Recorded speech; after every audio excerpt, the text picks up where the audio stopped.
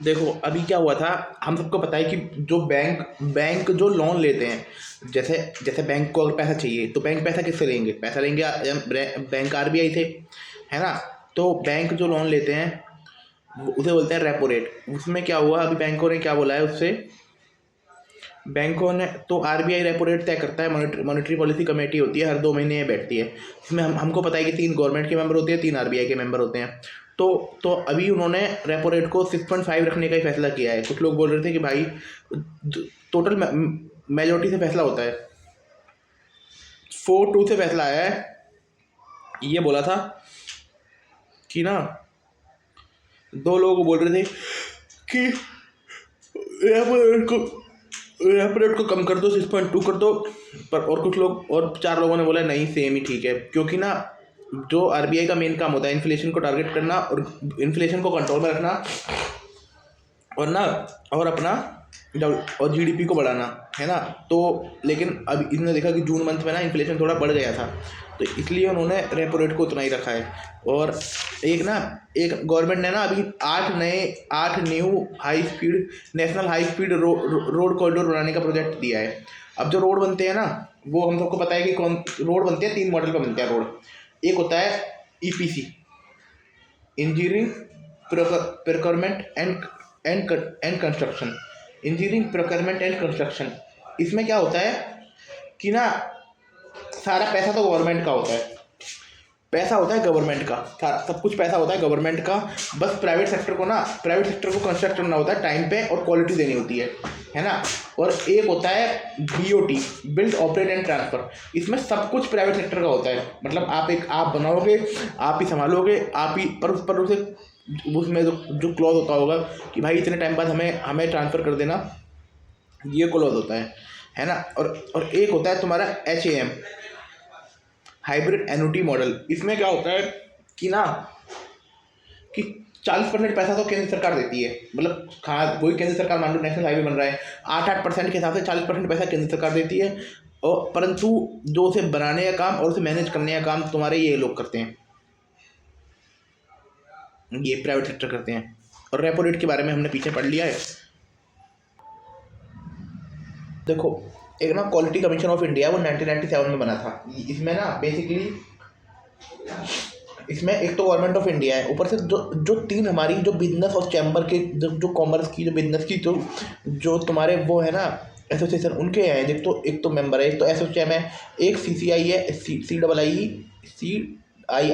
और एक फिक्की। ये 3 हैं, ये 3 इसमें 3 ने मिलकर बनाया था। अब इन्होंने ना एक वो करी है क्वालिटी, और उन्होंने एक QIC सुराज्य रिकॉग्निशन रैंकिंग फ्रेमवर्क लॉन्च किया है। सुराज्य मतलब सुशासन से बना सुराज्य, ये लॉन्च किया गया है। इसमें ऑब्जेक्टिव है कि ना, हम ये ना स्टेट को रैंक करेंगे। टोटल 4 पैरामीटर हैं। पहला है एजुकेशन, दूसरा है हेल्थ, तीसरा है प्रॉस्पेरिटी, चौथा है गवर्नेंस। और ये अगस्त 2024 में आई है, और ये मंथली बेसिस पे भी आएगी और साल के बेसिस पे भी आएगी, ये है। और क्वालिटी काउंसिल ऑफ इंडिया है, पता है हमें 1997 में बना था, गवर्नमेंट ऑफ इंडिया ने बनाया है। साथ में एसोचैम थे, फिक्की थे, और CII थे, ये थे।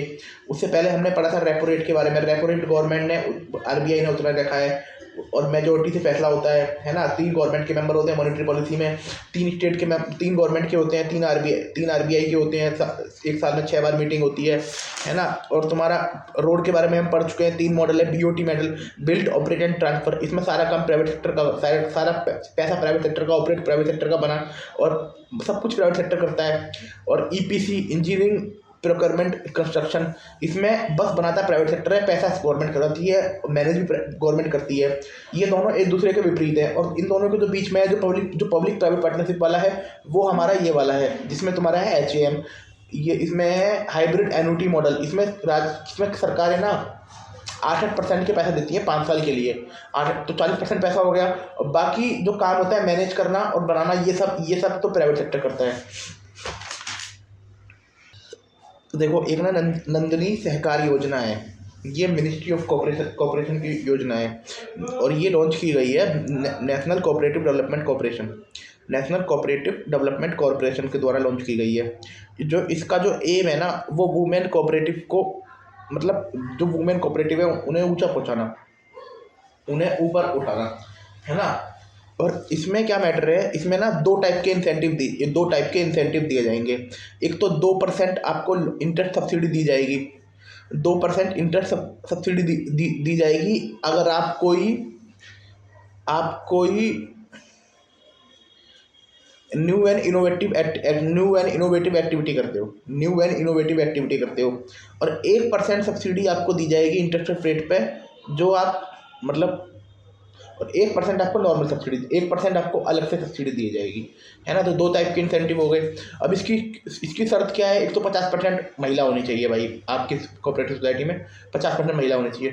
दूसरी बात भाई, आपको ऑपरेशन करते करते ना आपके मतलब आपको जो चलते आप 3 महीने कम से कम पुराने होने चाहिए।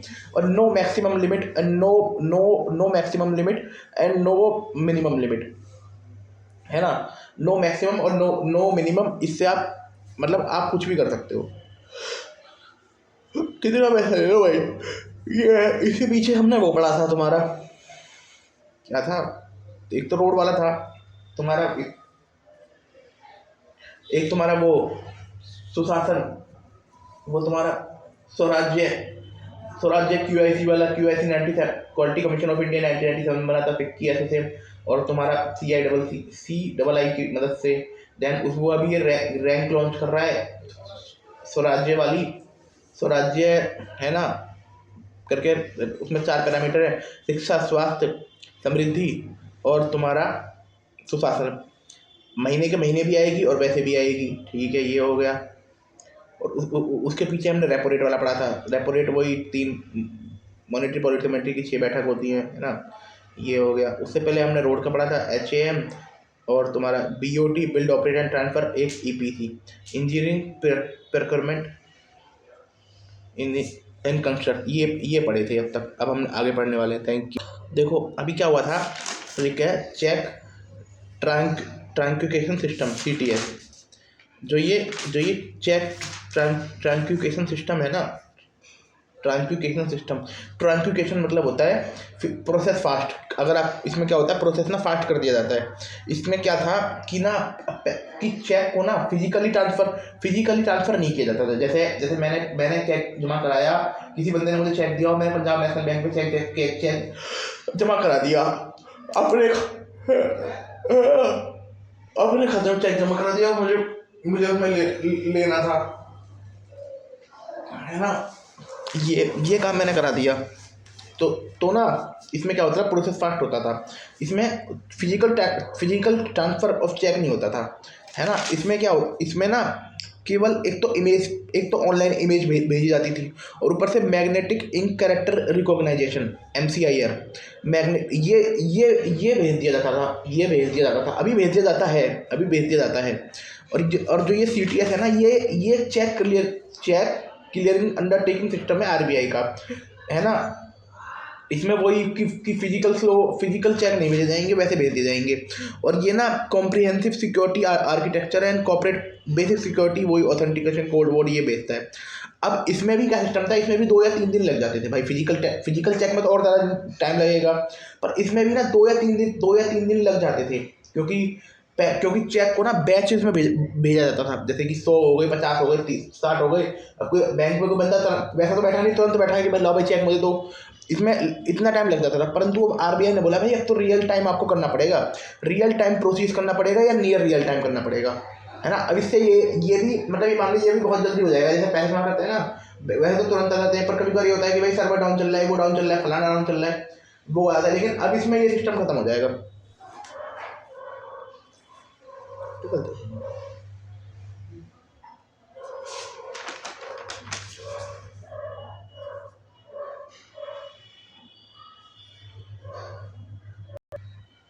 देखो अब PM गति शक्ति के बारे में हम सबको पता है। प्राइम मिनिस्टर मोदी ने इसे लाल किले पे 2021 के भाषण में भी कहा था, है ना।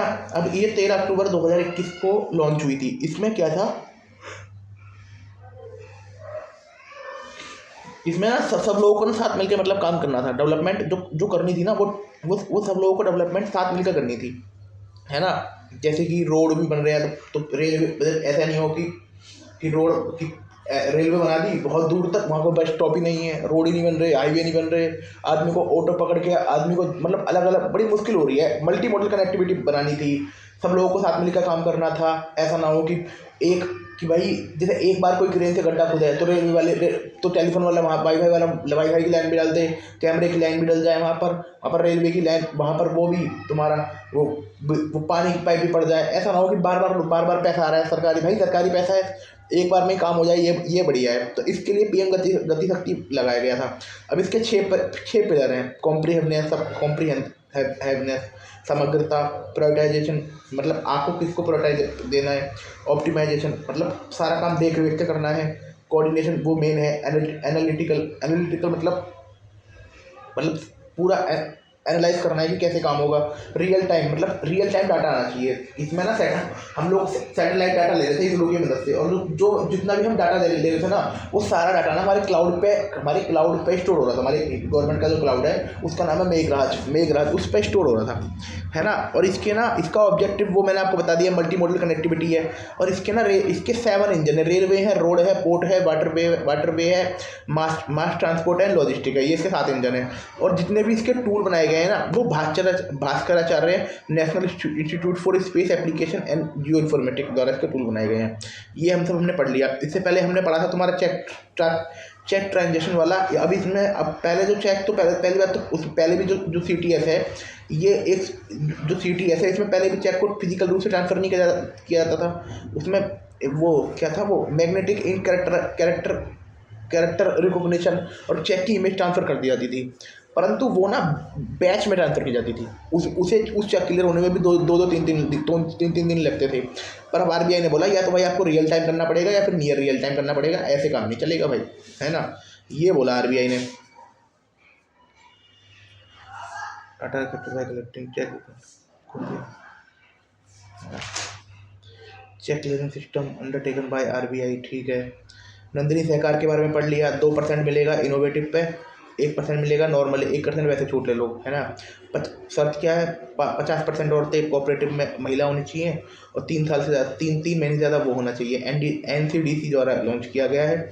कोई मिनिमम कोई मैक्सिमम अमाउंट नहीं है, किसी के लिए भी लोन ले लो, चाहे तुम इंफ्रा के लिए ले लो, क्या किसी के लिए लोन ले लो।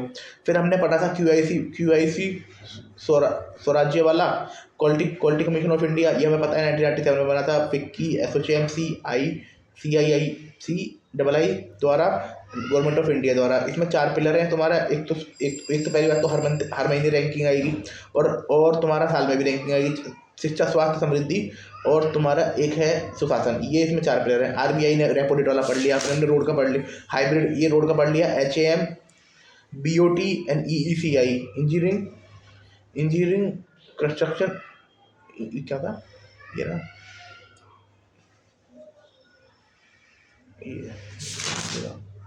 इंजीनियरिंग प्रोक्योरमेंट कंस्ट्रक्शन HAM पढ़ लिया।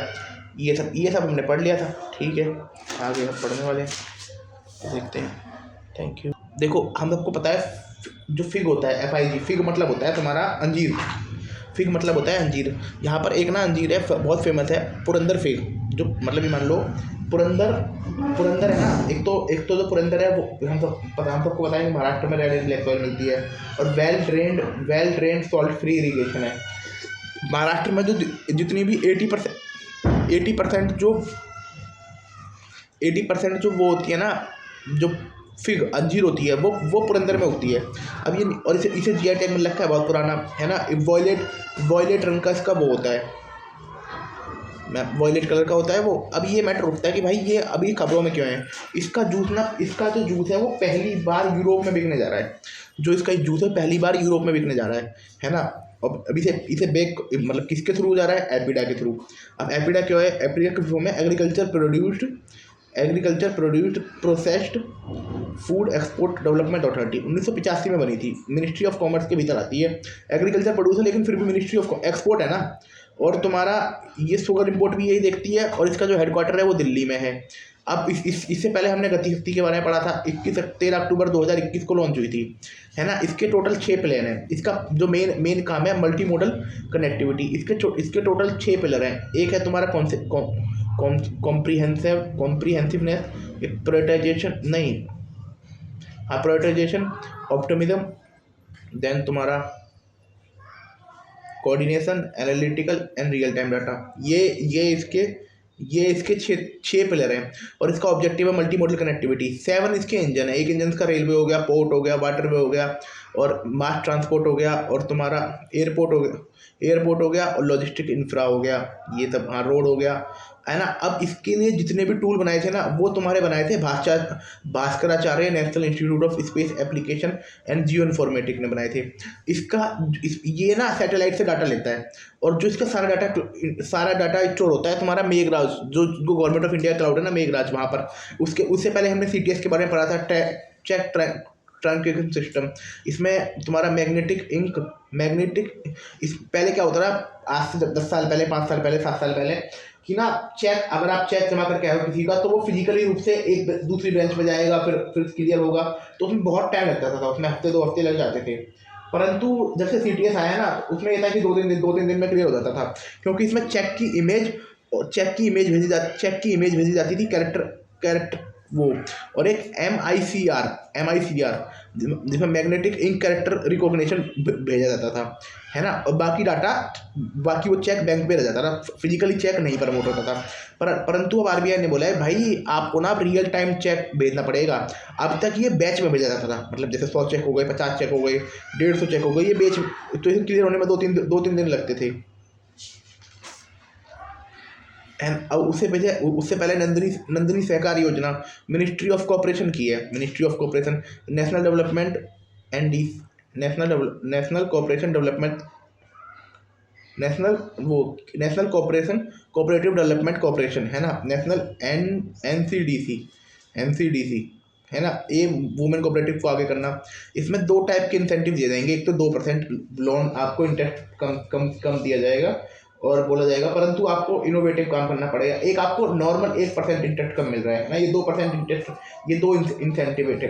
परंतु इसका मेन सर और लॉन्ग मिनिमम कोई मैक्सिमम नहीं है, कुछ किसी के लिए भी लो, इंफ्रा के लिए भी लो, सब्सिडी के लिए, जो तुम्हें मन करे उसके लिए लोन लो।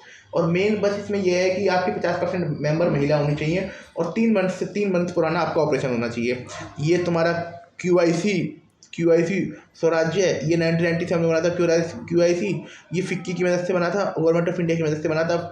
FCI वो SOCHAM की वजह से बना था। CII की मदद से बना था। इसमें मंथली रैंकिंग आएगी और कंप्लाइजेशन, और तुम्हारा पूरे साल की भी आएगी। 4 पिलर हैं, स्वास्थ्य, शिक्षा, समृद्धि और सुशासन, है ना। यही हो गया बस, ये हमने पढ़ लिया था। ये रोड के बारे में पता है हमें। एक BOT होता है, बिल्ड ऑपरेट एंड ट्रांसफ़र, पूरा प्राइवेट सेक्टर। एक होता है EPC, engineering procurement and construct, इसमें पूरा सरकारी बस बनाते प्राइवेट सेक्टर है, और वो भी। और एक होता है तीसरा HAM, हाइब्रिड एन्युटी मॉडल, है ना। ये पब्लिक प्राइवेट वाला है, जिसमें 40% पैसा केंद्र सरकार देगी, 8% के हिसाब से 5 साल तक, और बाकी वो राज्य सरकार लगाएगी।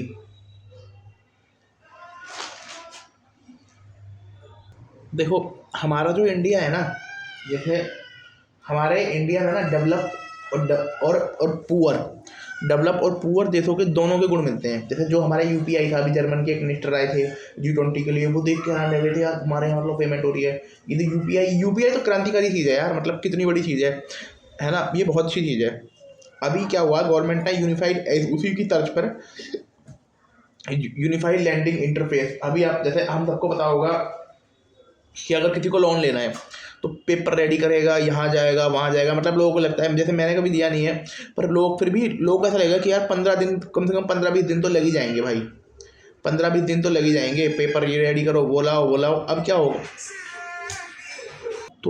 तो इसमें जैसे, तो अभी गवर्नमेंट ने यूनिफाइड लैंडिंग इंटरफेस लॉन्च किया है। गवर्नमेंट ने क्या लॉन्च किया है? Unified landing interface. इसका जो मेन ऑब्जेक्टिव है ना, फ्रिक्शन लेस। अब देखो पढ़ रहा था ना, जैसे हमने पढ़ा था कि ना, अब इसमें क्या होगा कि ना, एक तो जैसे बैंक में ना, जैसे एक सारे बैंक का एक वो होगा, सारे बैंक का एक डाटा है, उसमें क्या होगा, एप्लीकेशन परफॉर्मिंग इंटरफेस होगा, वो जोड़ देंगे उसमें, मतलब सारे जो अगर आपको कागज़ है वो सारे आपके कागज़ आपके कंसेंट से किसी भी बैंक के पास चले जाएंगे। आपको लोन जाओगे, आप बताओगे मेरा नाम ये है, ये अपने आधार कार्ड या पैन कार्ड दिखाओगे, वो आपके लोन हो जाएंगे। वो आपको दिख जाएगा भाई इस बंदे के पास ये डॉक्यूमेंट पहले दे चुका है, मकान के कागज़ या नौकरी के कागज़, तो उसको लोन मिलने में ईजी हो जाएगा, इससे आपका बेनिफिट हो जाएगा। यही सिस्टम है भाई। देखो, ग्रेट ग्रेट निकोबार प्रोजेक्ट के बारे में हम सबको पता है, नीति आयोग ने रिपोर्ट दी थी, उसके बाद ये प्रोजेक्ट ना इसके बाद ये प्रोजेक्ट बनना शुरू हुआ था। इसमें क्या था कि हमने ना ग्रेट निकोबार जो एरिया है, जो इंडिया का सदर्न मोस्ट पॉइंट, जहाँ पर इंदिरा पॉइंट था,